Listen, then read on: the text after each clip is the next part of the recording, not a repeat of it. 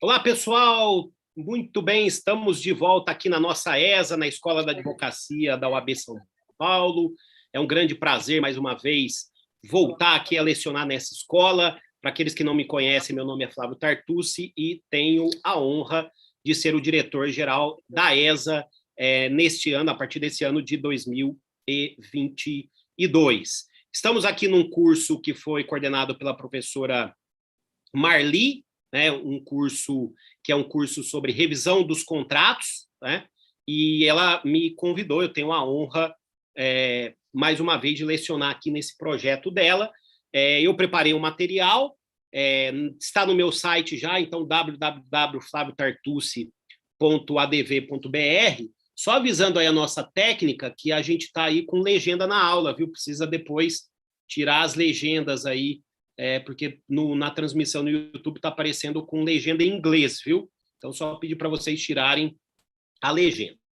Então, eu preparei aqui o material para o nosso encontro de hoje, e o material está no meu site, que é www.flaviotartucci.adv.br, repetindo, www.flaviotartucci.adv.br, em material de aula. Rui, ainda continua com as legendas em inglês nessa nossa transmissão. Precisa tirar as legendas. Não sei se você quer começar de novo. Se quiser falar aí, Rui, eu te ouço aqui, é só falar aí, o pessoal do audiovisual. Eu já estou tirando aqui, professor, pode dar continuidade. Ah, muito bem, então muito obrigado. Então, como eu estava dizendo para vocês, há um material da minha aula, flaviotartucci.adv.br, material de aula, que é esse que eu estou compartilhando com vocês agora, né? Lembrando que esse curso, coordenado pela nossa professora Marli, nossa decana aqui na ESA, trata da revisão dos contratos e os instrumentos no Código de Defesa do Consumidor. E na minha aula de hoje eu vou trabalhar com vocês os instrumentos de proteção contratual no CDC, especialmente os artigos 46 a 54. Tá? Então, esse será o nosso objeto de estudo na aula de hoje, artigos 46 a 50 do CDC, né? Porque a partir da próxima aula parece que os senhores vão estudar o artigo 51. Então, eu fiquei com os artigos 46 a 50. Para aqueles que não sabem, eu tenho um manual de direito do consumidor, já está aí na sua 12ª edição, né? E nesse manual de direito do consumidor, que eu tenho coautoria com o professor Daniel Amorim Assunção Neves, eu fiquei com a parte de direito material, né? E há um capítulo, se me falha a memória, o capítulo 4 ou capítulo 5, deixa eu confirmar aqui, que é justamente esse, né? Estou pegando aqui uma edição mais antiga, que é justamente sobre esse tema, né? Sobre a proteção contratual no CDC, o capítulo 5 do manual, peguei aqui uma edição mais antiga, e todas as conclusões, os julgados, as notas que eu farei aqui com vocês hoje estão nesse livro, né? Então, Manual de Direito do Consumidor, Direito Material, Direito Processual, eu fiz a parte de Direito Material, e o professor Daniel Amorim Assunção Neves, a parte de Direito Processual. Bom, eu gostaria primeiro aqui de lembrar, para a gente fazer uma introdução, antes de analisar esses artigos um a um, lembrar com vocês a base principiológica do CDC, né? Que rege, por óbvio, o que nós chamamos de contratos de consumo, né? O CDC, por óbvio, ele se aplica para uma relação jurídica de consumo, né? E os requisitos eu não vou retomar aqui, né? Porque aí seria um outro curso, uma outra aula. Os requisitos estão entre os artigos 2º e 3º do CDC, né? Ali nós temos os elementos da chamada relação jurídica de consumo ou dos contratos de consumo.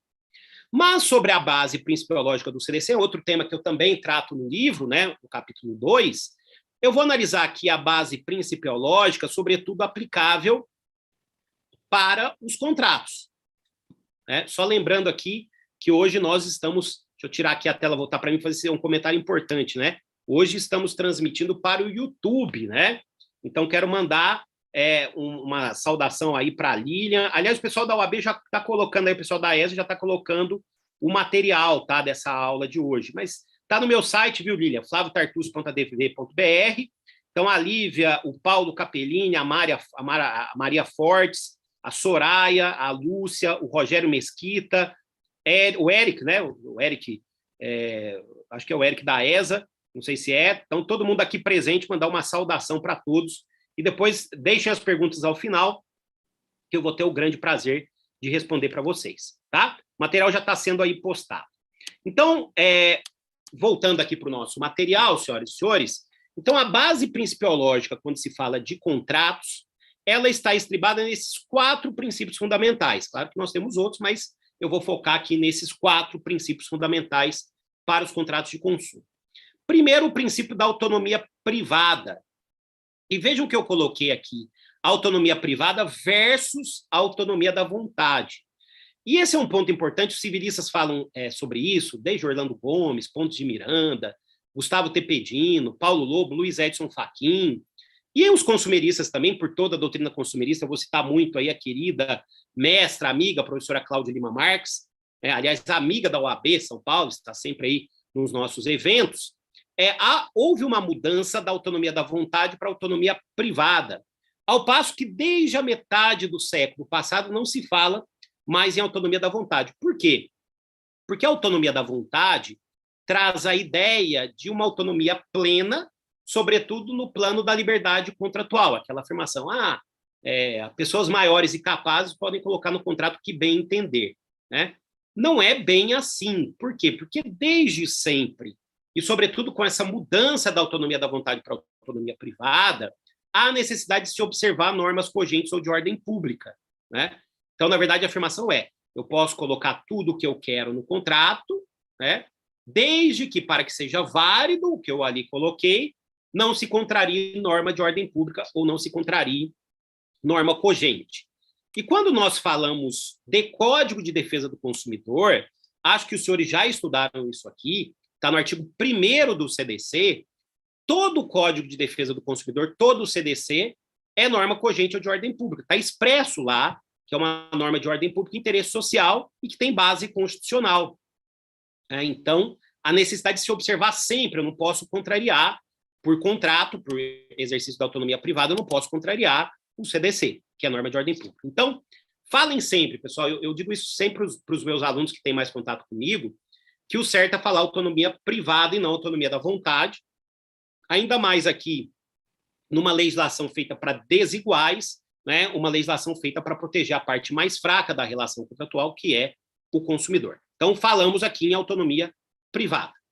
O segundo princípio é o princípio da boa-fé objetiva, né, que muitos dizem, né, eu falo isso também, seria o coração do CDC, né, e um princípio que também tem muita importância hoje para os contratos civis, não só para os contratos de consumo, os contratos civis, os contratos empresariais, né, e o CDC está prevendo a boa-fé objetiva no artigo 4º, inciso 3, até destaquei aqui, né? Dentro das diretrizes da Política Nacional das Relações de Consumo, nós temos lá no inciso 3 a harmonização dos interesses dos participantes das relações de consumo e compatibilização da proteção do consumidor com a necessidade de desenvolvimento econômico e tecnológico, de modo a viabilizar os princípios nos quais se funda a ordem econômica, artigo 170 da Constituição, sempre com base na boa-fé e no equilíbrio nas relações entre consumidores e fornecedores, né? Essa boa-fé é a boa-fé objetiva, né? Só para a gente recordar, boa-fé objetiva é aquela que existe no plano da conduta de lealdade das partes, né? E a boa-fé objetiva ela pode ser conceituada como a exigência de um comportamento de lealdade, repetindo, a exigência de um comportamento de lealdade dos participantes negociais, né? Ou exigência de um comportamento de lealdade dos participantes de um contrato. E aí nós sabemos, isso também se fala muito sobre isso na relação civil, a boa-fé objetiva ela deve estar presente em todas as fases de qualquer contrato, sobretudo no contrato de consumo, fase pré-contratual, fase contratual e fase pós-contratual. Inclusive, nós vamos analisar o artigo 48 do CDC, que traz essa ideia. Bom, então, isso é a boa-fé objetiva, né? No artigo 4º, inciso 3, no 51 também, lá no inciso 4, a abusividade da cláusula que contraria a boa-fé objetiva, né? Por isso, essa afirmação que eu repito a vocês, de que a boa-fé objetiva seria o coração do CDC, né? Bom, além disso, o terceiro princípio, eu coloco aqui a função social do contrato, né? Função social do contrato, que é um princípio expresso no Código Civil, artigos 421 e 2035, parágrafo único, aliás, reconhecido pelo artigo 2035, parágrafo único, como um princípio de ordem pública, lá no Código Civil. E no CDC, a doutrina tem entendido, e vários julgados do STJ também, que a função social do contrato é um princípio implícito. Afinal de contas, os princípios podem ser expressos na lei, né, como é a boa-fé objetiva, ou podem ser implícitos na lei. E eu destaquei aí no finalzinho, senhoras e senhores, do artigo 4º, inciso 3, a ideia de equilíbrio nas relações entre consumidores e fornecedores. Essa é uma expressão da função social do contrato, né? A função social do contrato, aliás, foi tema da minha dissertação de mestrado, né? A função social do contrato hoje, segundo o posicionamento majoritário da doutrina e da jurisprudência, tem tanto uma eficácia interna. O que seria a eficácia interna da função social? A sua aplicação entre as partes contratantes, como também uma eficácia externa, para além das partes contratantes, né? E quando se fala de eficácia interna da função social do contrato, a eficácia intersubjetiva da função social do contrato, nós temos justamente uma ideia de equilíbrio das relações contratuais, né? O contrato não pode ser abusivo, o contrato não pode ser extorsivo, né? E, aliás, isso se fala não só hoje para contrato de consumo, mas para contrato civil, mas muito mais em contrato de consumo, né? Uma afirmação que eu aprendi com o meu mestre lá das Arcadas, professor Álvaro Vilaça Azevedo, de que o contrato não pode ser utilizado como instrumento de um massacre de uma parte em relação à outra, né? Então, por óbvio, aí nessa menção, voltando lá para a lei, né, no artigo 4º, inciso 3, nessa menção ao equilíbrio das relações entre consumidores e fornecedores, nós teríamos a função social do contrato como princípio implícito. E citando aqui a grande mestra, a professora Cláudia Lima Marques, ela tem uma afirmação linda, né, de que o CDC é uma norma de função social, né? É uma norma que mitiga, uma norma de ordem pública, como já disse a vocês, uma norma cogente, que mitiga a força obrigatória do contrato, mitiga a força obrigatória das convenções, mitiga aquela máxima pacta sunt servanda. Cuidado! Função social do contrato e também boa-fé objetiva não eliminam a força obrigatória dos contratos, né? Não elimina. Os contratos nascem, são feitos para o cumprimento. Mas, claro, né, nós que advogamos, quem advoga há muito tempo ainda sabe até mais pela experiência, mas todo mundo, quando já começa a advogar, já percebe que, infelizmente, os contratos no Brasil, e sobretudo os contratos de consumo, eles são desequilibrados, eles são injustos, e o direito, né, serve justamente para corrigir a injustiça, né? Eu gosto sempre de fazer essa afirmação, né? Na grande maioria das vezes, nós temos um contrato de consumo. E um contrato que, além de ser de consumo, porque tem os requisitos dos artigos 2º e 3º do CDC, um contrato que é de adesão também, né? Estou vendo aí a professora Marli também está aí conosco no chat. Então, um contrato que é de consumo e de adesão, né? Quer dizer, houve a imposição do conteúdo pelo estipulante, né? O aderente tem duas opções, ou aceitar ou não, take it or leave it, né? Pegar ou largar. Então, por óbvio, em contratos em que não há margem de negociação, o modelo já vem pronto, eu preciso ter mais dirigismo contratual, eu preciso ter mais intervenção, né? Aliás, é importante sempre destacar a Lei da Liberdade Econômica, né? A Lei 13.874 de 2019, né, que vem da MP 881. Eu tive a honra de ter trabalhado nessa conversão da MP na lei, assessorando na época o meu querido amigo de infância, aliás, de muitos advogado, amigo lá de Passos, o senador Rodrigo Pacheco, com quem eu já trabalho há um certo tempo, e na conversão da lei ficou claro lá que a Lei da Liberdade Econômica ela é dirigida para contratos empresariais e paritários, né? Contratos entre grandes empresas, né? E nesses contratos empresariais paritários, realmente a intervenção deve ser menor, né? Você pode me perguntar, Tartucci, mas qual foi o impacto da Lei da Liberdade Econômica, a Lei 13.874 de 2019, para os contratos de consumo? Respondo a vocês, nenhum impacto, né? Porque se vocês lerem a própria Lei da Liberdade Econômica, no artigo 3º, inciso 8º, está claro lá que ali uma valorização do que foi pactuado, uma ideia de menor intervenção, diminuir o dirigismo contratual, está claro ali que o objeto da lei é o contrato civil empresarial paritário amplamente negociado pelas partes. O que nós estamos tratando aqui nesse curso são contratos de consumo e, sobretudo, contratos de adesão em que não há margem de negociação. E mais do que isso, muitas abusividades, como vocês conhecem muito bem, né? O contrato de plano de saúde tem uma série de abusividades bem conhecidas. O contrato, esse para mim, olha, eu vou dizer uma coisa, não sei se a professora Marli está aí. Eu sei, professora Marli, que a senhora tem aí e eu também tenho uma preocupação muito grande com os contratos de saúde, mas para mim os contratos mais desequilibrados do Brasil são os contratos para aquisição de imóvel na planta, né?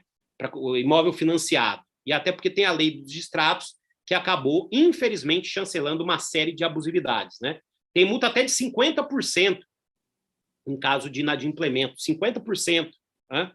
Então, sem dúvida alguma, esses também são contratos abusivos e ali também não há margem alguma de negociação. A lei vem justamente para proteger, lembrando uma grande afirmação, né, do Abad Lacordaire, que também era jurista, né, entre fortes e fracos, entre ricos e pobres, entre fortes e fracos, entre ricos e pobres, é a liberdade que aprisiona e a lei que liberta. Né? Então, nesse contexto de libertação, né, é que surge o CDC como norma típica de proteção de vulnerável e, por isso, uma norma, repetindo o que diz a grande mestra Claudina Marques, o CDC é uma norma de função social.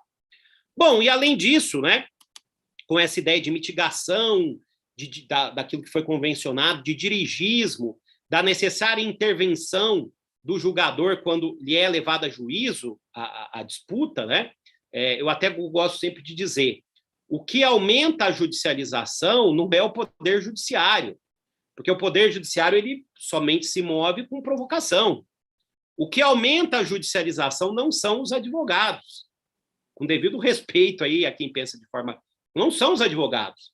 O que aumenta a judicialização é uma coisa muito simples. Descumprimento da lei por contratos. Pura e simplesmente. Contratos que são abusivos, que são extorsivos. Né? É só verificar na área da professora Marli uma grande quantidade de demandas sendo julgadas procedentes, né, porque há um descumprimento contratual reiterado, né, e conhecido. E aí, voltando ao último princípio que eu destaco aqui, é o princípio da vulnerabilidade do consumidor, que está no artigo 4º, inciso 1 do CDC. Né? Então, também dentro da política das relações nacional das relações de consumo, há o reconhecimento da vulnerabilidade do consumidor no mercado de consumo, o que encerra, senhoras e senhores, uma presunção absoluta ou iure et de iure.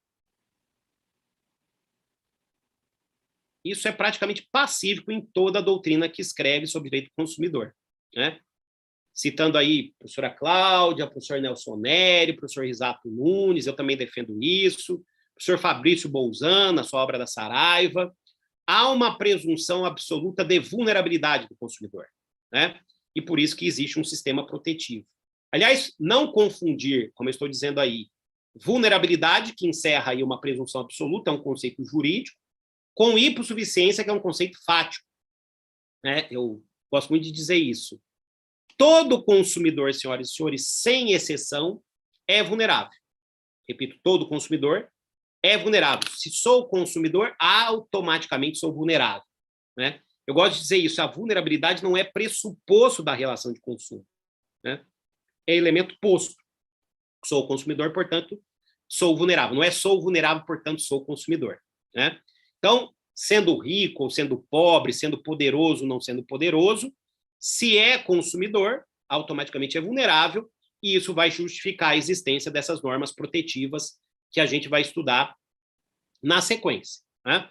Agora, a hipossuficiência é um elemento fático, um conceito fático, né? Que é uma disparidade, que aí sim pode ser econômica, pode ser política, pode ser social, pode ser informacional, pode ser técnica. Né? Todo consumidor, sem exceção, né? Imagina uma pessoa muito rica, né? Imagina uma pessoa muito rica, né? Que vai comprar uma vara de pescar. Vou dar um exemplo do Silvio Santos. Silvio Santos ia comprar uma vara de pescar, né, para as suas pescarias, e aí ele compra uma vara de pescar, não é pescador, né, vai para a atividade de lazer, e aí ele tem um problema com a vara de pescar que ele comprou. Né? E ele vai ter que entrar com uma ação, a vara de pescar cara contra quem vendeu. Né? O Silvio Santos ele tem mais dinheiro do que o sujeito que vendeu a vara de pescar para ele. Ele é vulnerável? Sim. Né? Sendo consumidor, automaticamente ele é vulnerável.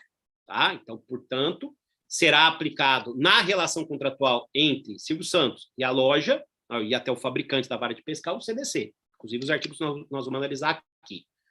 Agora, se além de ser vulnerável, o Silvio Santos for hipossuficiente, e acho que ele é hipossuficiente, pelo menos ele deve ter uma hipossuficiência técnica e informacional, ele não entende muito de vara de pescar, né? Ele vai ter direito a um plus, né? Que é a inversão do ônus da prova. Né? Artigo 6º, inciso 8º do CDC. Então, todo consumidor é vulnerável, por isso justifica-se a proteção do CDC, né? E se, além de ser vulnerável, ele for hipossuficiente, além da proteção do CDC, ele vai ter um plus, que é a inversão do ônus da prova. Então, essa é a ideia. Não confunda vulnerabilidade com hipossuficiência. Tá? Todo consumidor, sem exceção, é vulnerabilidade, e a vulnerabilidade não é pressuposto da relação de consumo, é elemento posto. Sou consumidor, portanto, sou vulnerável. Né? Há uma questão também que, em alguns casos, né, e não vou analisar isso, vou deixar isso para um outro curso, que a gente eventualmente possa aqui organizar, o consumidor ele não é destinatário final fático e econômico do produto ou do serviço, mas ele acaba sendo considerado consumidor, desculpem, ele acaba sendo considerado consumidor justamente porque entra a vulnerabilidade ou a hipossuficiência como elemento. E aí se aplica a chamada teoria finalista aprofundada. Né?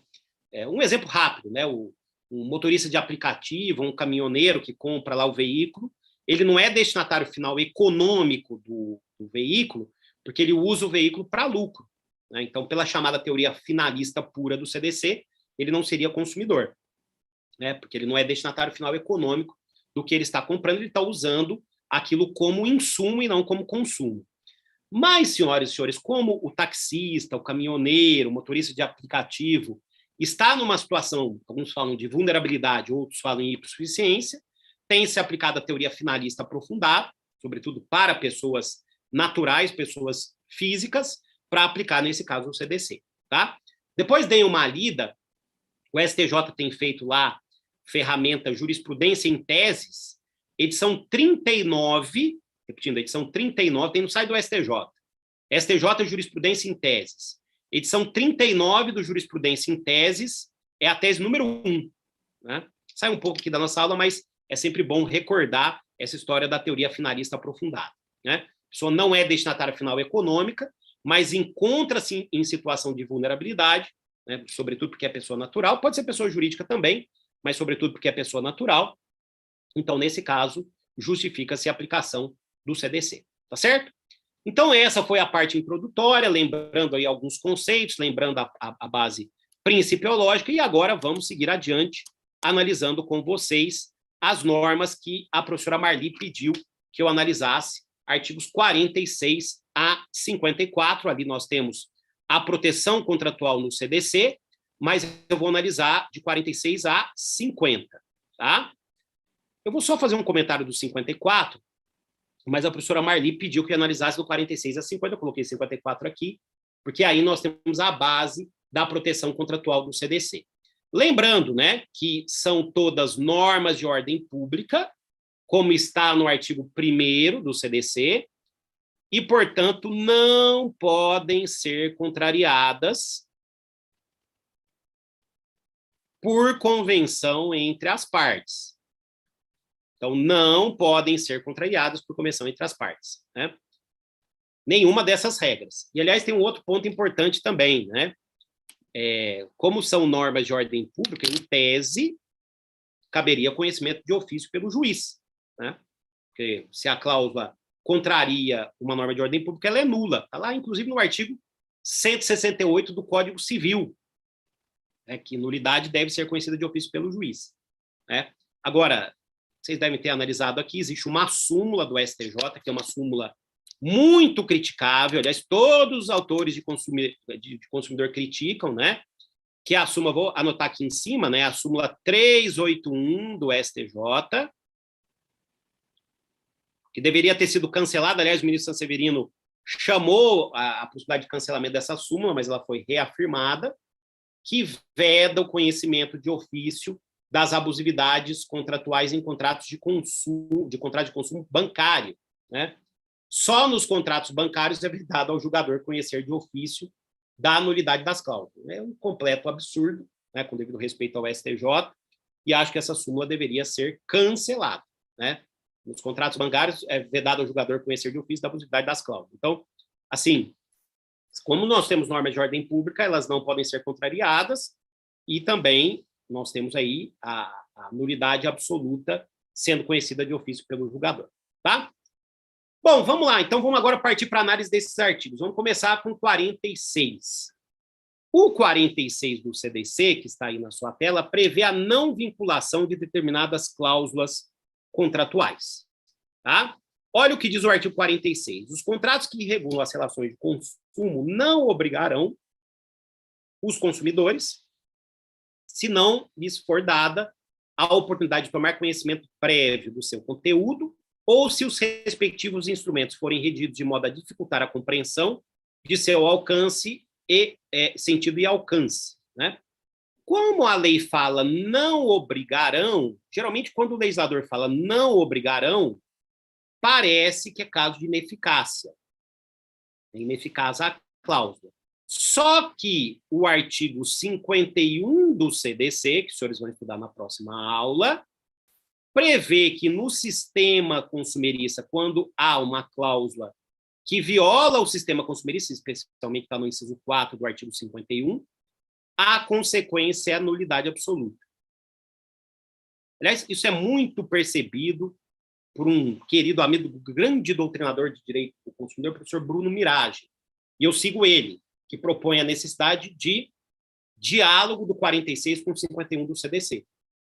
Então, essas cláusulas que não obrigarão os consumidores, as cláusulas aqui que são desconhecidas ou ininteligíveis, incompreensíveis, tendo como parâmetro aí a pessoa natural comum, né? O brasileiro, a brasileira, o brasileiro médio, né? A consequência da cláusula incompreensível, da cláusula desconhecida, a cláusula ininteligível é a nulidade absoluta, como está no artigo 51 do CDC.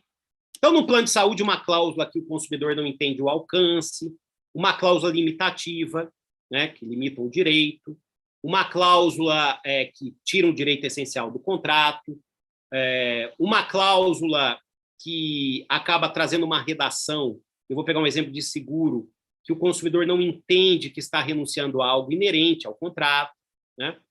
Aí, na verdade, se você tem uma cláusula que traz lesão, né, você nem precisa, lesão objetiva, né, artigo 51, inciso 4 do CDC, você não precisa nem entrar no mérito de discussão, né, se compreendeu ou não, se conhecia ou não.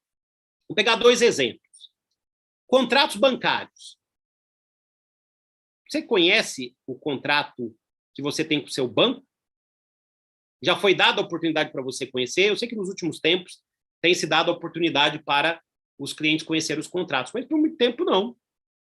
Então, uma cláusula que você não conhece, que você nunca viu, é uma cláusula nula, que é uma cláusula desconhecida. Né? Um outro exemplo, no seguro de automóvel, seguro de dano. Imagina uma cláusula assim. É comum ainda, agora mudar a redação para ficar um pouco mais compreensível, mas uma cláusula assim. E eu vi com essa redação.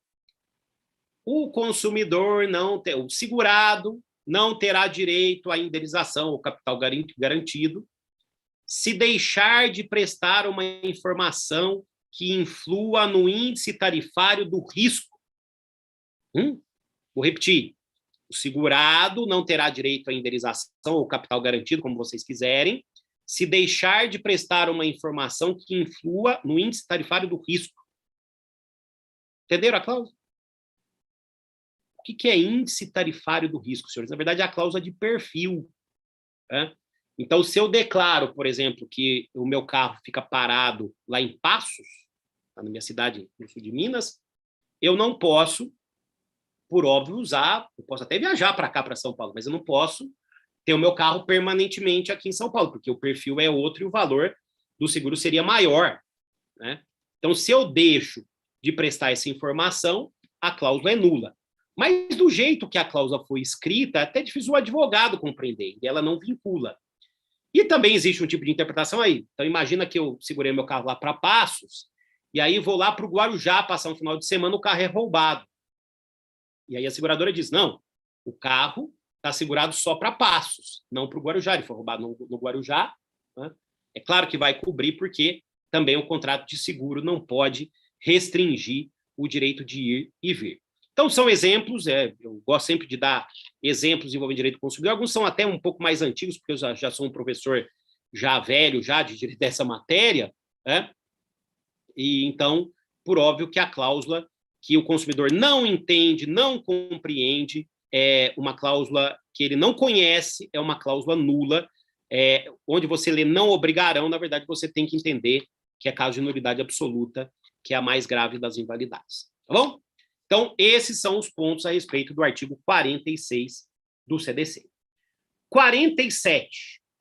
O 47 é um dispositivo típico de confirmação de que o CDC é norma de função social. Uma norma de função social, como eu falei, né, citando a Claudina Marques, uma norma de tutela de vulneráveis contratuais. E aí o artigo 47 do CDC prevê o seguinte: as cláusulas contratuais serão interpretadas de maneira mais favorável ao consumidor, quer dizer, indúbio, pró-consumidor contra o fornecedor. Né? Eu coloquei aqui confrontar com a interpretação pró-aderente no artigo 423 do Código Civil. Né? Lembrando que o Código Civil trata de contrato de adesão que não necessariamente será um contrato de consumo. Né? Em regra, o contrato de consumo é de adesão e o de adesão é de consumo, mas pode não ser. Existem contratos que são contratos de adesão e que são contratos empresariais, não são regidos pelo CDC. Né? Então, shopping center, locação, franquia, locação imobiliária, franquia, né? Agência, distribuição, representação comercial, são todos contratos que são de adesão e não são de consumo, são contratos de insumo, né? Porque são utilizados na máquina produtiva. Aí tem aquela história que se a parte for pequena, né, eu posso eventualmente aplicar a teoria finalista aprofundada. Né? Na franquia não, porque a nova lei de franquia excluiu expressamente a aplicação do CDC. Né? Mas voltando, senhoras e senhores, o contrato de adesão, o artigo 423 do Código Civil, ele fala de interpretação pró-aderente havendo cláusulas ambíguas ou contraditórias. Né? Então, duas cláusulas ambíguas ou contraditórias, por exemplo. Aí eu vou adotar a interpretação seguida pela cláusula mais favorável ao aderente contratual. O sentido do CDC é muito maior do que o 423, porque ele prevê as cláusulas contratuais serão interpretadas de maneira mais favorável ao consumidor. Então, não é caso só que há conflito de duas cláusulas, né? Mas o conflito de uma cláusula com ela mesma, ou uma dúvida que decorre do silêncio contratual, ou o conflito de uma cláusula geral, uma cláusula especial e o nome do contrato. Né? Então, o sentido é bem maior. A Lei da Liberdade Econômica incluiu lá no artigo 113 a interpretação contra proferente, contra aquele que fez a cláusula, que aí é mais ou menos o que está o artigo 113, parágrafo 1º, inciso 4 do Código Civil, né, que é mais ou menos o sentido que já estava no CDC. Até porque lá na Lei da Liberdade Econômica, no artigo 113, eu posso ter um contrato que seja um contrato paritário, mas que tenha uma cláusula de adesão. Né? Mas aqui eu quero fazer a confrontação do 47 com o 423, deixar um pouco de lado esse 113, parágrafo 1º, inciso 4. Né? Então, o sentido do CDC é muito maior do que o Código Civil. Né? O Código Civil, nesse 423, prevê que, havendo cláusulas ambíguas ou contraditórias, duas especialmente, eu vou adotar a cláusula que seja mais favorável. O Código Civil, como eu falei, é mais restritiva do que o CDC. O CDC traz qualquer conflito interpretativo, a interpretação será mais favorável ao consumidor.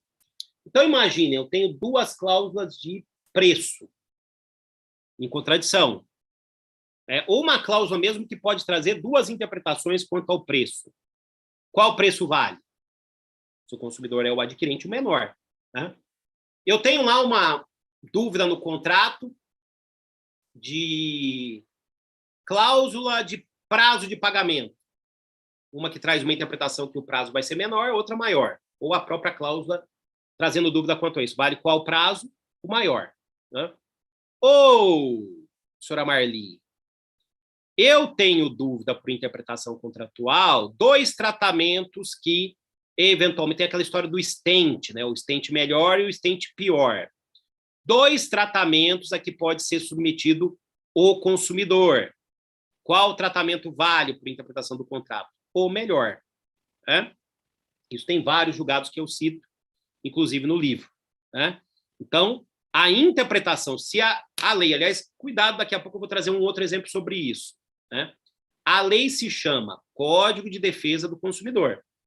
É uma lei que tem embasamento constitucional para proteger o mais fraco da relação contratual. E não ache que isso seja jabuticaba jurídica. No mundo inteiro do sistema da civil law, existem sistemas protetivos para proteger o consumidor. Né? Todos os países do mundo há sistema protetivo para proteger o consumidor. Né? Até nos países asiáticos tem isso. Né? Eu não tinha muito contato com o direito asiático, mas agora estou vendo uma série aí, vocês devem saber qual é, e aí tem vários debates de direito civil, é impressionante. Eu já tinha percebido isso, não na área de contratos, mas quando eu participei já 2 vezes do Congresso Mundial de Direito de Família da ISFL, International Society of Family Law, que como as coisas se repetem, né? Falando da série aí, eu não sou de série, mas agora acabei sendo seduzido por essa série, Uma Advogada Extraordinária, né? Tem muito debate de direito civil interessante, né? Falta só um capítulo, geralmente eu vejo no final de semana, né? Então, muito interessante essa série. Mas lembre-se, não se forma jurista com rede social nem com Netflix, eu tenho repetido essa frase, né? Mas que essa série é boa, ela é sim, fica aí a indicação, Uma Advogada Extraordinária. Bom, então, senhoras e senhores, a interpretação, a lei protetiva, o CDC, claro, prevê um sistema de interpretação contratual favorável ao consumidor e contra o fornecedor. Não posso pegar uma arma que foi colocada à disposição do consumidor, como se fosse um canhão do consumidor, e virar o canhão contra o próprio consumidor. Né? Não. O CDC, o Código de Defesa do Consumidor, na verdade, tem uma ou outra regra que protege o fornecedor. Né? O artigo 18, parágrafo 1º, que prevê que o fornecedor tem 30 dias para resolver o problema, né? As excludentes de responsabilidade civil que o fornecedor pode alegar, mas, na essência, né, a lei é protetiva do consumidor. Tá bom? Bom, então estão aí os artigos 46 e 47. Vamos agora ao 48, porque aqui nós temos a boa-fé objetiva claramente sendo aplicada. Né? Eu coloquei aqui, sobretudo, a boa-fé objetiva pré-contratual, mas tem também boa-fé objetiva pós-contratual, porque faz menção a recibos. Tá? E lembre-se, né, o que é boa-fé objetiva? Boa-fé objetiva é a exigência de um comportamento de lealdade dos participantes negociais. Né? Repetindo, boa-fé objetiva é a exigência de um comportamento de lealdade dos participantes negociais, em todas as fases pelas quais passa o negócio ou o contrato. Fase pré-contratual, fase contratual e fase pós-contratual. Né? O Código Civil tem um problema lá no artigo 422, né? E no artigo de seguro também, o 765, porque o Código Civil não menciona a fase das tratativas contratuais, né? A fase dos pré-contratos, mas é pacífico hoje, né? Em jornada de direito civil foram aprovados 2 enunciados, o 25 e 170, e o CDC acabou influenciando isso, o próprio artigo 48, né? Que a boa-fé objetiva também se aplica à fase pré-contratual, para os pré-contratos, para os documentos prévios, para as tratativas. Né? Isso é praticamente pacífico, tanto em relação civil quanto de consumo. O Código de Defesa do Consumidor traz uma ideia de vinculação do documento prévio, ou vinculação do pós-contrato. Há um efeito vinculativo do pré-contrato e do pós-contrato. E lembra, não está aqui no meu objeto de aula, mas eu não poderia deixar de citar, o princípio da vinculação da oferta, né? Artigo 30 do CDC. Né? A oferta vincula o contrato. É uma mitigação fortíssima do pacta sunt servanda. É como se eu rasgasse a cláusula contratual e colocasse no lugar, desculpa, eu estou ainda no finalzinho de uma sinusite, brava sinusite que eu peguei aí, mas eu estou com um pouquinho de tosse ainda, mas está leve. Então, foi rinovírus dessa vez, né? Tá complicado. Teve um surto aí de de sinusite aqui na cidade de São Paulo. Então, eu estava dizendo para vocês, né? Então, existe essa ideia da boa-fé objetiva com efeito vinculativo. É como se eu rasgasse uma cláusula contratual que entrasse em conflito com a oferta, com a publicidade que foi feita para o consumidor previamente, né?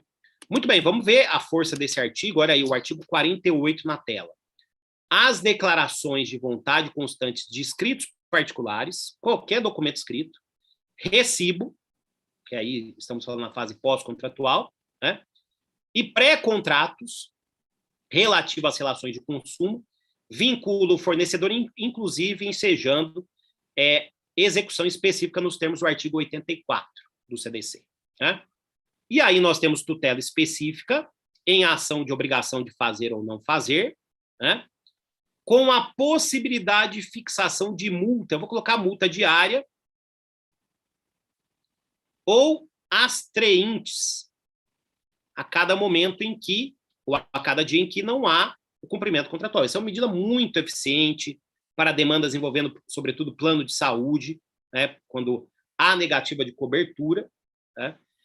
Então, na ação que tem por objeto o cumprimento da obrigação de fazer ou não fazer, o juiz considerará a tutela específica da obrigação ou determinará a providência que assegura o resultado prático equivalente ao adimplemento, né?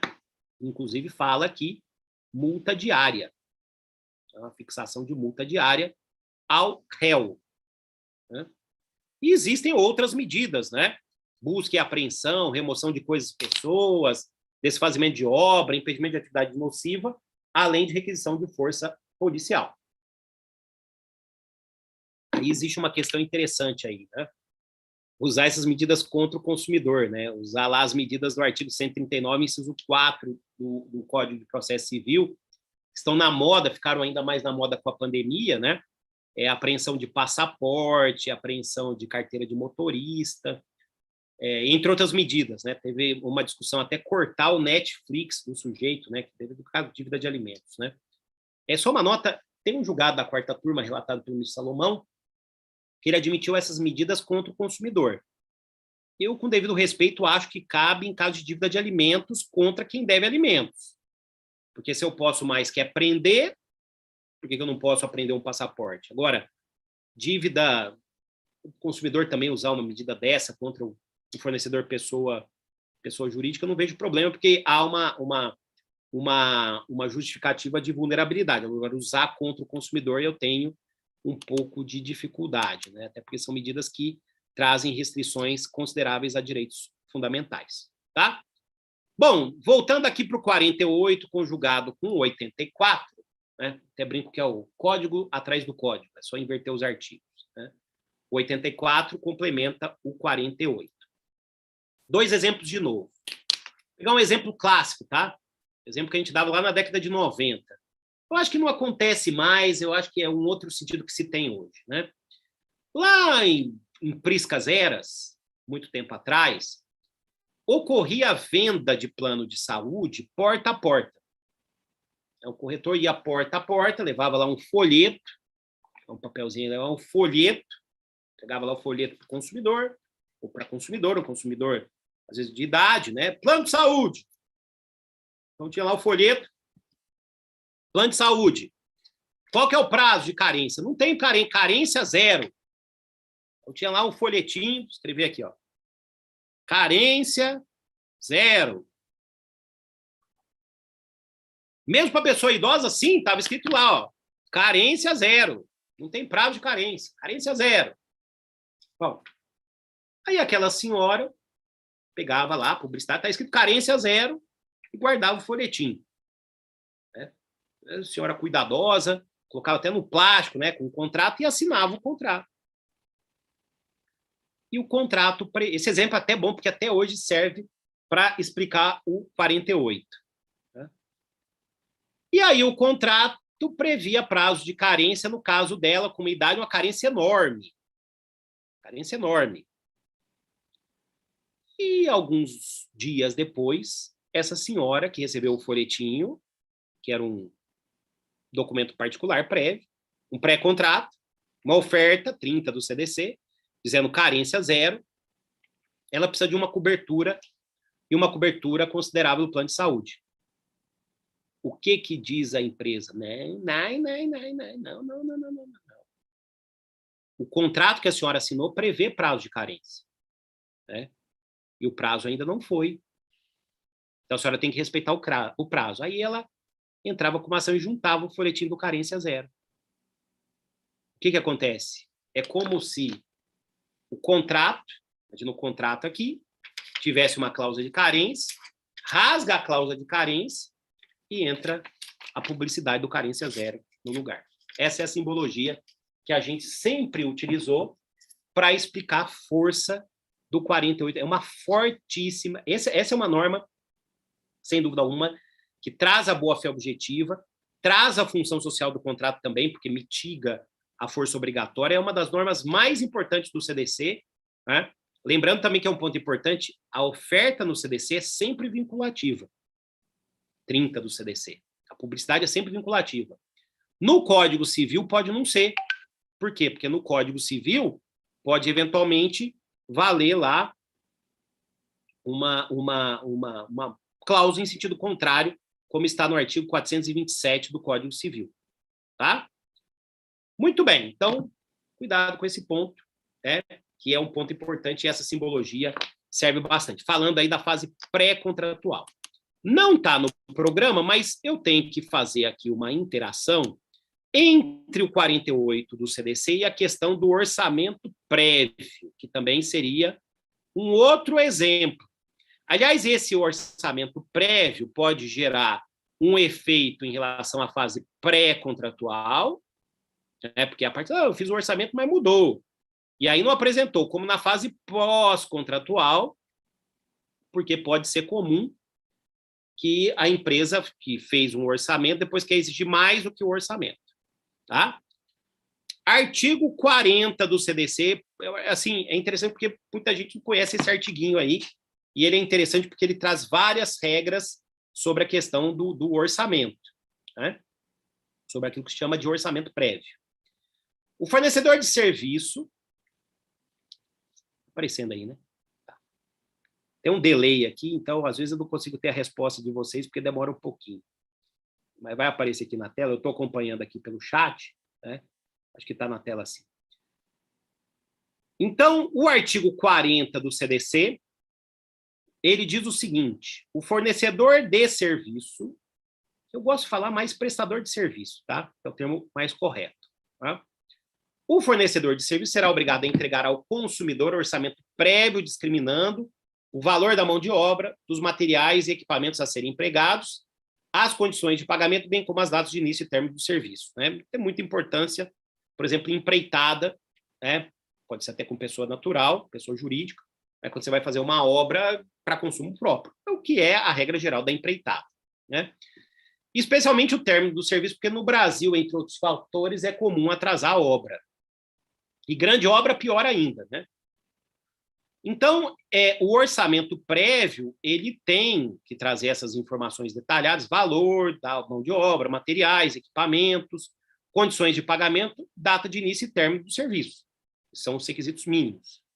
Tá? E qual é o prazo de validade?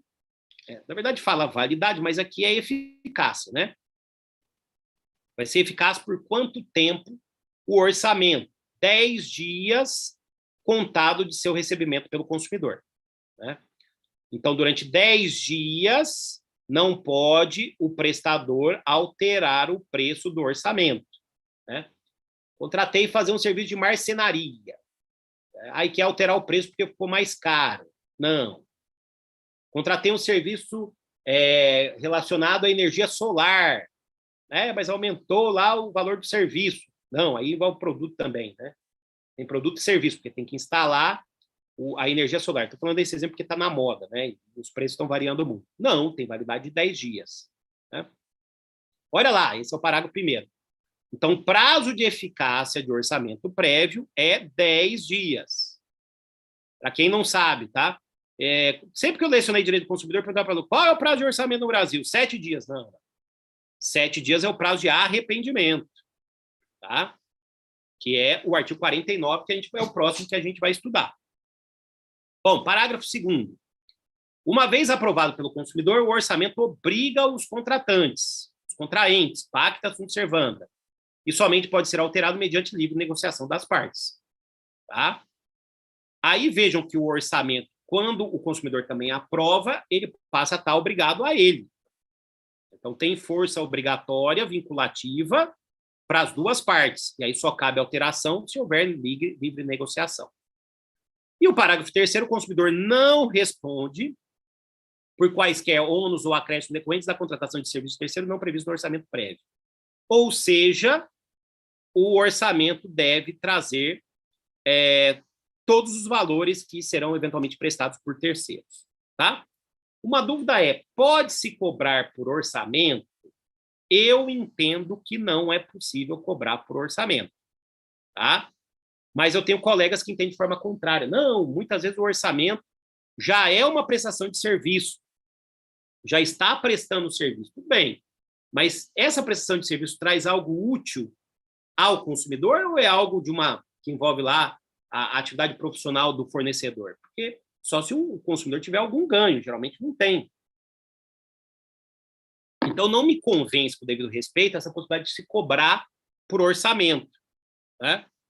E, eventualmente, há quem diga de forma contrária, que cabe. Né? Eu entendo que não. De qualquer maneira, o orçamento do artigo 40 complementa o 48, né? Então, há um sentido de complementaridade do 40 em relação ao 48 do CDC, que é um artigo muito importante. Perfeito, pessoal? Bom, esse não estava aí no script aí da professora Marli, do programa que ela mandou para o curso, mas eu gosto sempre de fazer essa ponte do 48 com 40. Vamos agora para o 49. Esse aqui gera muitas polêmicas, que é o artigo que trata do direito de arrependimento nas vendas realizadas fora do estabelecimento. Né? Lembrando que direito de arrependimento é um direito potestativo. É um direito potestativo do consumidor.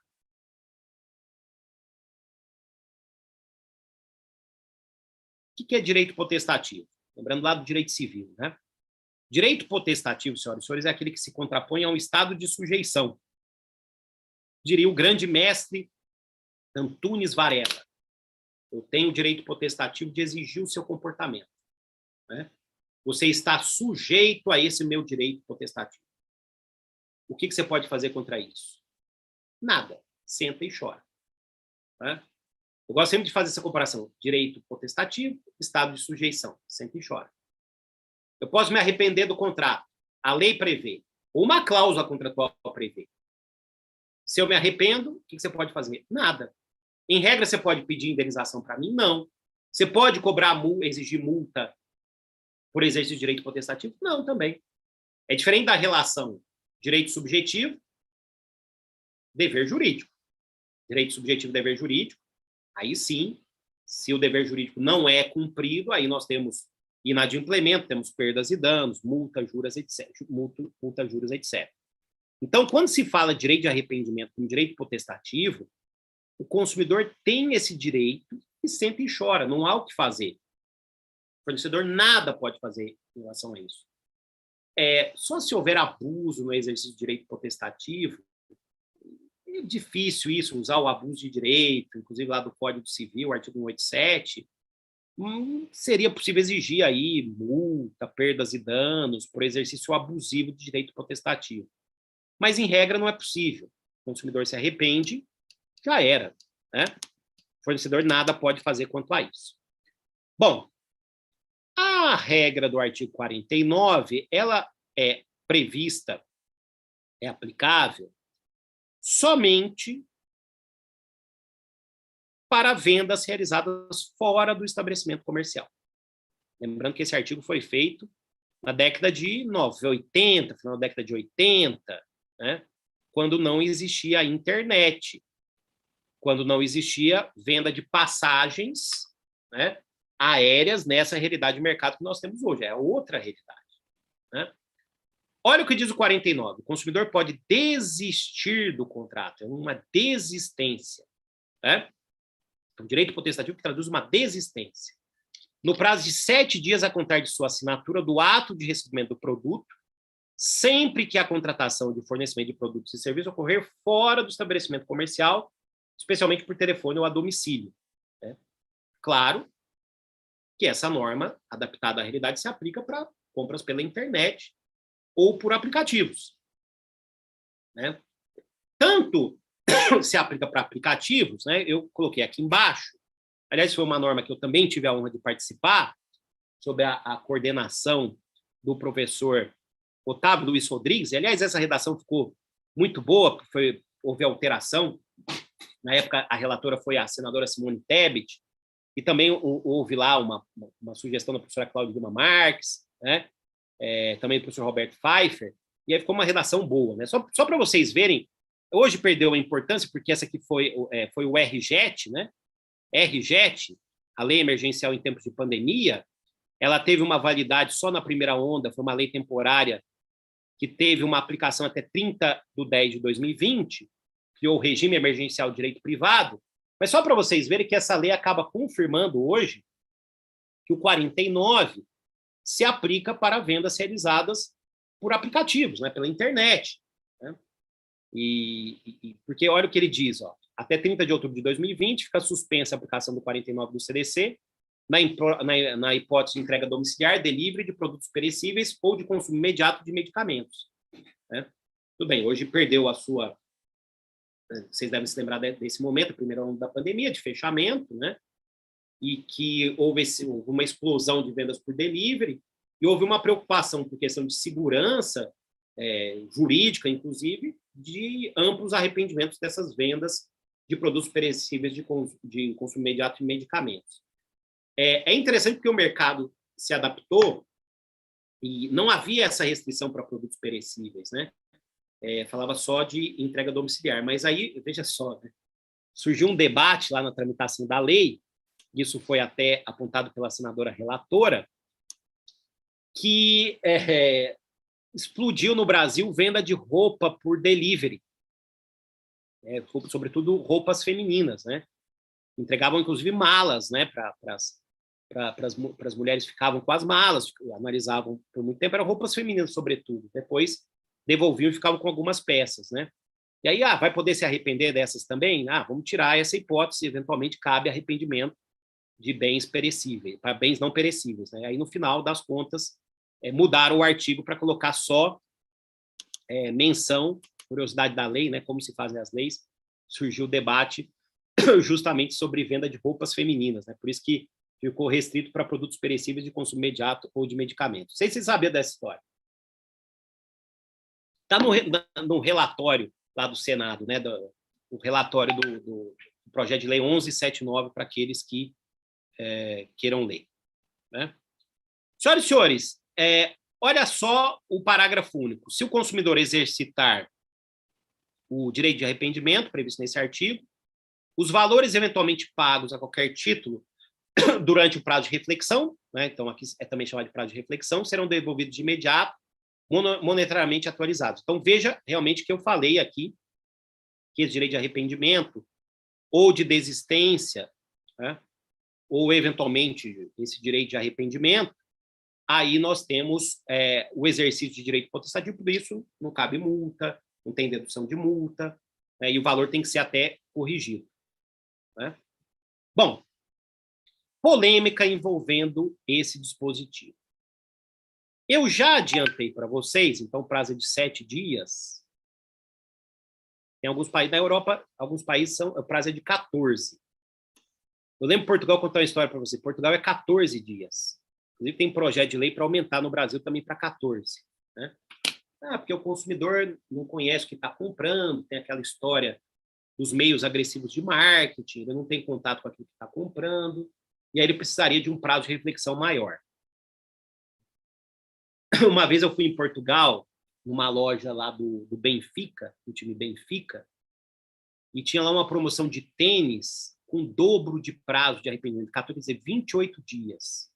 A pessoa podia ficar, imagina no Brasil, a pessoa ficar com tênis 28 dias e poderia devolver. O cara ia correr maratona, né? Dobrando o prazo de 14 para 28 dias, pessoal. Acredita nisso? Aí já é demais, né? Bom, estão perguntando se o monetariamente atualizado se aplica na prática. Não, porque dá muita diferença, muito pouco. Vai atualizar o monetariamente, não tem atualização do tempo que pagou e 7 dias, né? Só se for um bem valioso e se isso for judicializado, a pessoa não devolveu, aí você atualiza lá com a tabela do tribunal. É difícil, viu, Marília, dar esse espaço de tempo para atualizar monetariamente. Eu nunca vi discussão, mas tem que corrigir. Não é juros, né? Porque é exercício de direito potestativo, então é só correção monetária. Né? Mas voltando, qual é a principal polêmica desse artigo? Venda de passagens pela internet. Aplica-se o prazo de 7 dias da compra? Porque tem aquelas multas. Ultimamente você não consegue pegar nada de volta, né? Ou eu aplico os 7 dias da viagem? Existem julgados dizendo que se aplica o prazo de 7 dias, e aí tem um problema do início, julgados estaduais, julgados dizendo que não se aplica. Não há pacificação no STJ. No livro, inclusive no meu manual de consumidor, eu mostro os 2 julgados. Tá? Perguntas desde para o final que eu me perdi aqui. Depois coloque as perguntas no final, eu me perdi. Então, existe essa polêmica se aplica para a venda de passagem aérea. Né? Eu entendo que sim. Né? Eu entendo que sim, e os 7 dias seria da compra, tá? Aplicando a lógica do artigo. Acho que o artigo deveria ser alterado, como tem projeto legislativo, para ser antes da viagem, 72 horas antes da viagem, né? Existe proposta de alteração. Aliás, o projeto antigo do Brasilcom previa 72 horas. Né? Não lembro se era 72 ou 48, estavam debatendo isso. O que se argumenta é que, em passagem aérea, o artigo foi criado, é aquilo que eu falei de pegar uma arma que foi criada para o consumidor e usar contra ele. Né? Porque o artigo 49, o prazo de 7 dias, é uma norma criada para o consumidor. Aí se eu vou interpretar a norma contra o consumidor. Não.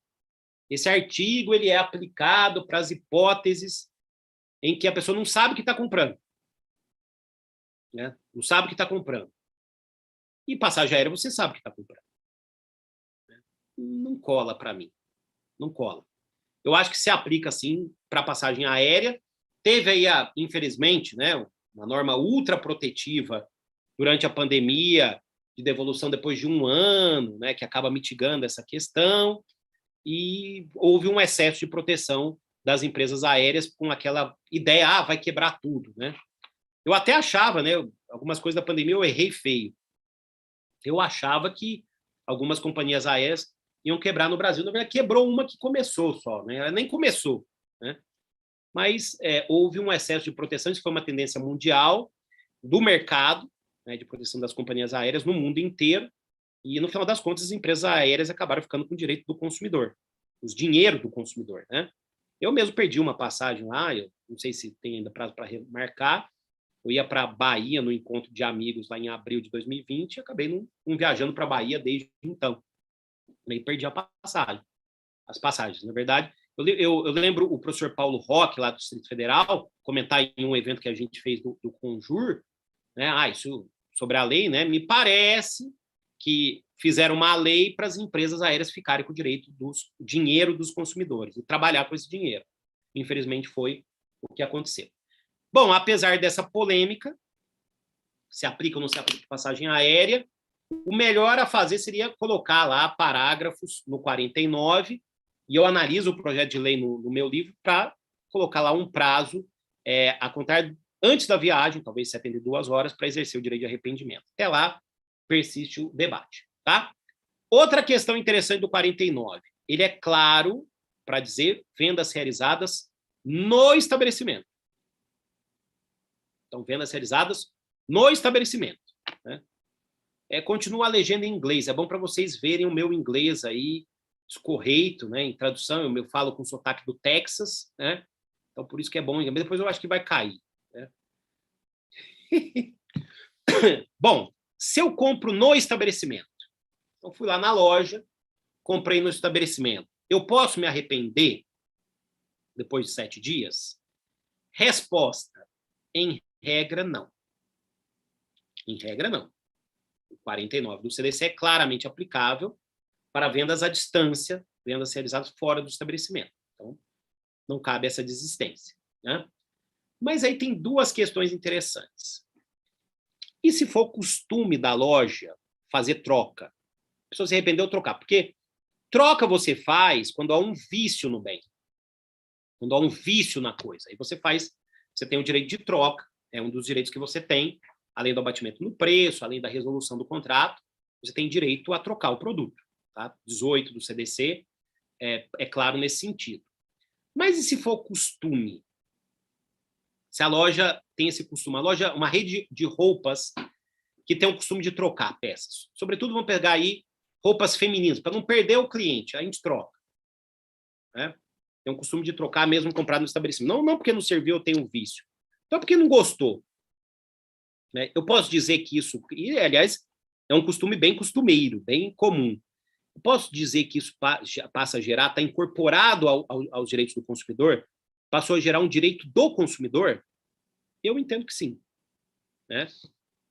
Inclusive, nesse caso, é possível usar aquela tese da boa-fé objetiva, que é a tese da suprécio, né, e da surrécio. Eu digo isso no livro: suprécio, perda de um direito pelo seu não exercício no tempo. Surrécio, surgimento de um direito por práticas, usos e costumes. Então, é possível usar essa tese da suprécio e da surrécio para dizer que o suprécio, perda de um direito pelo seu não exercício do tempo, suprécio o surgimento de um direito por práticas, usos e costumes. Mas, repito, não é uma tese que tem muita força ainda no plano da jurisprudência. É uma tese que geralmente os livros falam.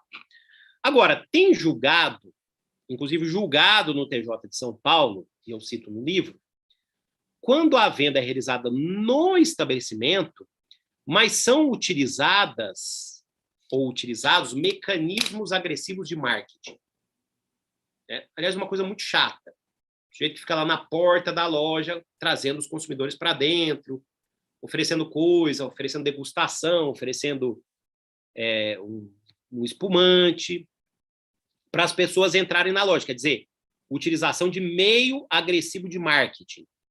A venda foi realizada no estabelecimento, mas com a utilização de meio agressivo de marketing. Eu poderia entender que, nesse caso, eu aplico o 49 do CDC.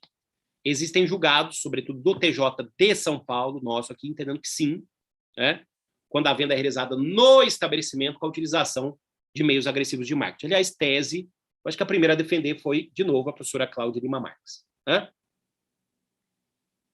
Então, tese interessante é essa, né, de utilização de meios agressivos de marketing. E a questão da passagem aérea pende ainda, na minha opinião, para resolver esse problema, pende que seja resolvida no plano da jurisprudência, da legislação, porque aí não teremos mais debate a respeito desse tema. Bom, o último artigo que eu trouxe a pedido da professora Marli para a gente analisar é o 50, que é um artigo que trata de garantia contratual. Né? Aliás, é um exemplo típico de decadência contratual, ou decadência convencional.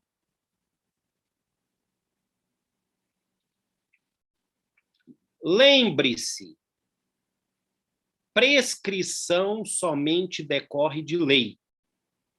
A decadência pode ser legal ou convencional. Então, prescrição somente decorre de lei, a decadência pode ser legal ou convencional. E um exemplo de decadência convencional é a garantia contratual. Garantia contratual é a famosa la garantia soi yo. Eu te vendo bem, te dou um prazo de garantia de 6 meses. Te vendo um televisor e, lembra, Mitsubishi, garantido até a final da Copa de 2002, 98, 94. Então, garantia até o final da Copa. Eu te vendo um apartamento, te dou a garantia. Cuidado, existe uma garantia. Existem garantias legais, né? Lembrando lá o 618, por exemplo, lá da empreitada para grandes obras, edifícios, tem prazo de 5 anos, 618 do Código Civil, tem um prazo de 5 anos, né, de estrutura de grandes obras ou de edifício. Tá? Estou falando de garantia contratual. Prescrição somente decorre de lei, decadência pode ser legal ou convencional, é um exemplo. e a garantia contratual do Código de Defesa do Consumidor. Eu acho que isso também tem que interpretar a relação civil, lá o artigo 446 do Código Civil, outro debate, eu uso esse artigo do CDC para completar o 446 do Código Civil, né?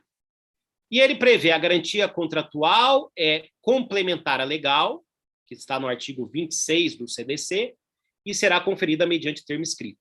Lembrando, né, que o 26 do CDC prevê, né, prazo de decadência legal, que são de 30 dias para bens não duráveis e 90 dias para bens duráveis.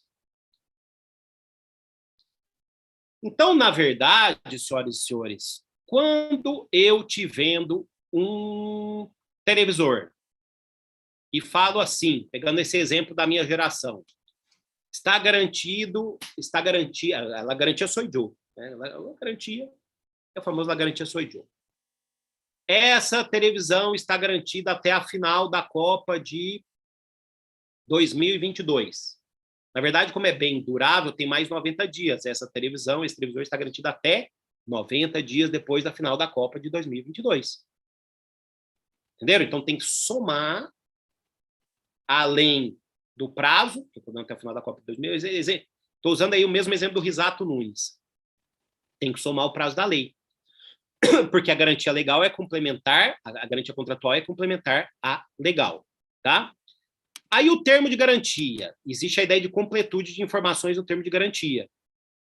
O termo de garantia o equivalente deve ser padronizado e esclarecer de maneira adequada em que consiste a mesma garantia, bem como a forma, o prazo e o lugar em que pode ser exercitados os ônus a cargo do consumidor, devendo-lhe ser entregue devidamente preenchido pelo fornecedor no ato de fornecimento, acompanhado de manual de instrução, instalação do produto, em linguagem didática ou instruções. Né? A questão é a seguinte. Então, existe uma completude de informações na garantia. É possível cobrar pela garantia?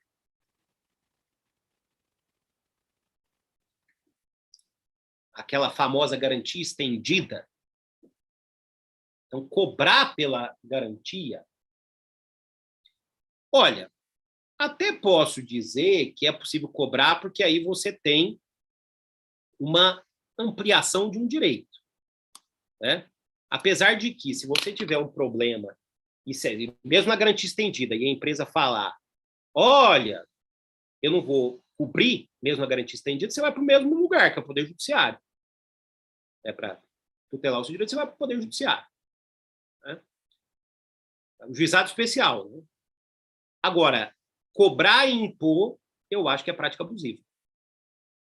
Impor a garantia estendida e cobrar obrigatoriamente, eu acho que, aliás, é uma prática comum. Tinha uma rede de lojas que fazia muito isso. Eu lembro, eu tive... O Enzo tem 12 anos, eu acho que ele tinha uns 5. Aí eu lembro que eu fui...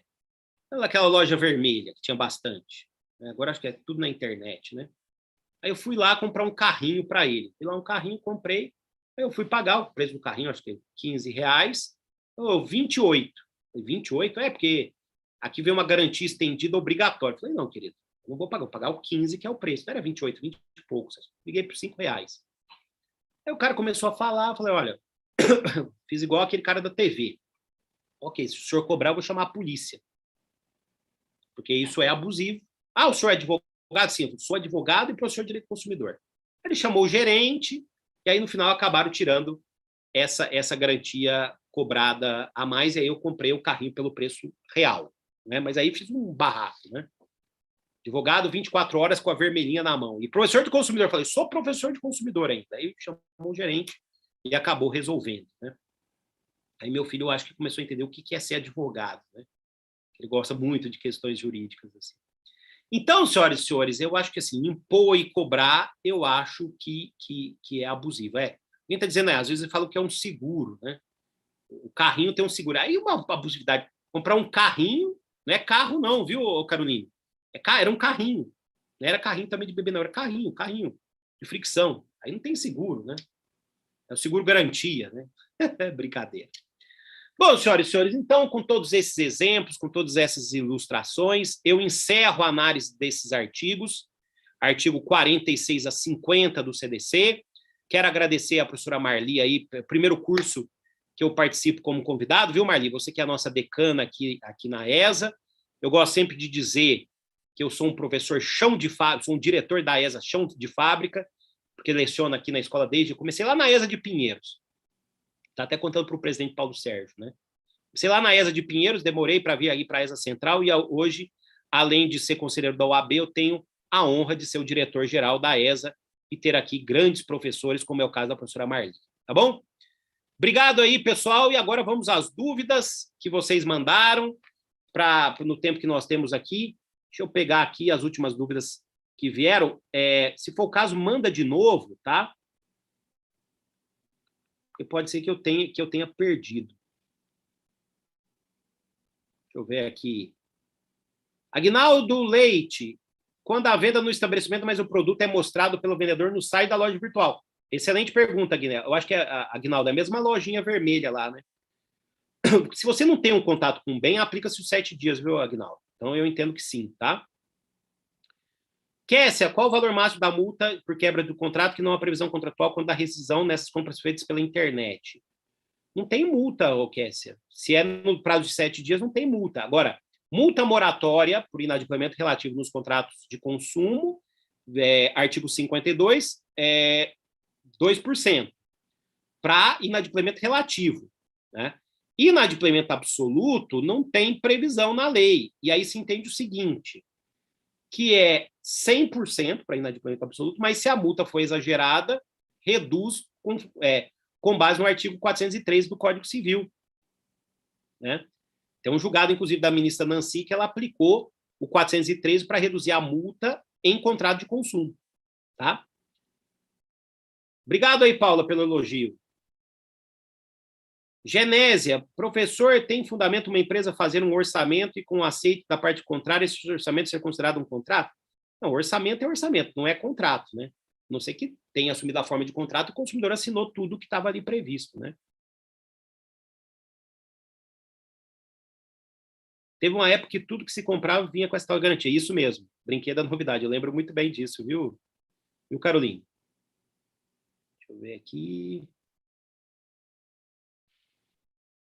Na pandemia, quando o comércio reabriu aqui, a Caroline, na pandemia, quando o comércio reabriu aqui no ABC, lojas de roupas estavam com prazo de 30 dias para troca, ainda que fosse por não ter gostado. Porque ninguém estava experimentando roupa na loja, exatamente.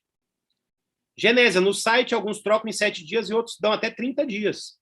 E alguns já vem escrito, não trocamos esse produto.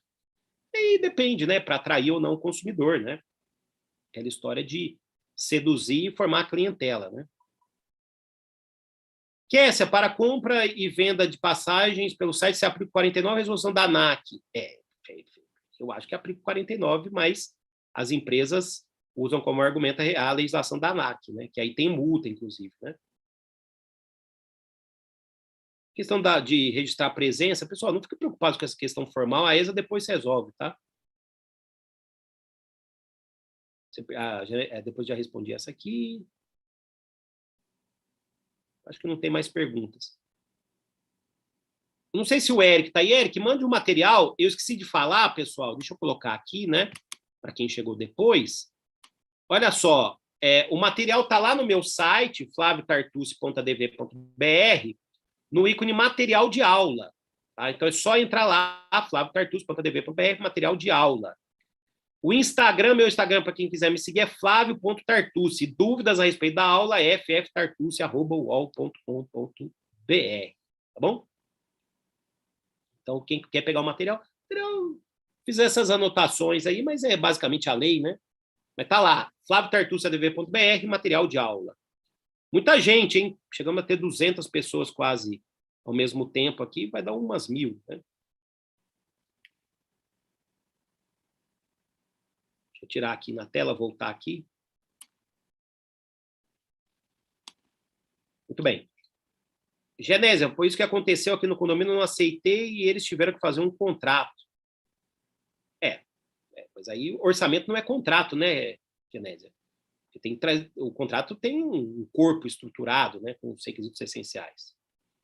Kátia, golpistas fizeram empréstimo na conta do cliente, não conseguiram sacar o banco, se recusou a rescindir o contrato. Então, precisa ver, viu, como foi feito o golpe, viu, Cátia? Porque, em termos gerais, a súmula 479 do STJ, os bancos respondem por fraudes praticados por terceiros. Mas, pelo próprio STJ, se foi usado o cartão e a senha do consumidor, aí se entende que é culpa da vítima, né? Marcelo, lei do distrato mereceria um curso abordando as unidades que apareceram. Vamos fazer um curso, vou falar para o professor César Peguini, para fazer que é o coordenador de imobiliário, para fazer um curso da lei dos distratos, tá? Obrigado aí, Genésio, pelo elogio. Aí tem alguém que está comentando coisas políticas aqui. Eduardo, seria possível a empresa pagar somente parte do produto na garantia? Então, você pode fazer uma garantia parcial? Até pode, porque a garantia é uma benesse, mas não pode excluir a garantia legal pelo valor total, Eduardo. Porque isso violaria o 18 do CDC, que é a norma de ordem pública, que eu falei no começo. Na garantia eu só pago metade. Não, isso não pode. Na contratual, sim. Né? A legal nunca pode ser excluída, tá?